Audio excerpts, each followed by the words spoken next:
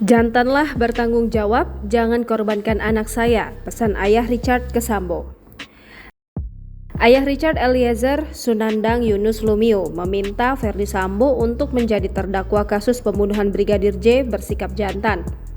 Dia meminta agar Verdi Sambo bertanggung jawab dan tidak mengorbankan anak bungsunya dalam kasus pembunuhan itu di acara Rosi Kompas TV pada Jumat 2 Desember 2022. Yunus terlihat sangat emosional dan menangis saat menyampaikan hal tersebut. Permintaan agar Sambo bersikap jantan pun disampaikannya berkali-kali seraya berharap agar anaknya tak dilibatkan dalam jeratan hukum persoalan ini. Kemudian lanjut Yunus, ia meminta Verdi Sambo bersikap jantan untuk mengakui semuanya karena anaknya hanyalah korban dan berpangkat rendah.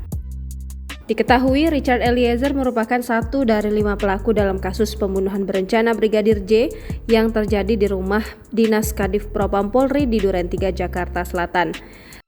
Peristiwa pembunuhan Brigadir J disebut terjadi setelah Putri Chandrawati mengaku dilecehkan Brigadir J di Magelang.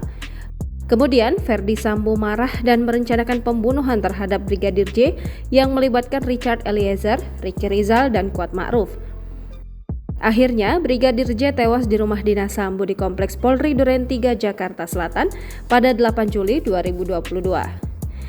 Atas perbuatannya, Richard Eliezer, Ricky Rizal, dan Kuat Ma'ruf didakwa melanggar pasal 340 KUHP subsidiar pasal 338, KUHP JO pasal 55 ayat 1 ke 1 KUHP JO pasal 56 ke 1 Kitab Undang-Undang Hukum Pidana.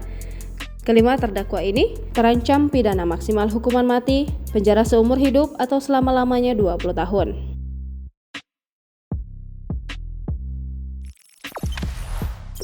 Jangan lupa subscribe, share, komen, dan like ya!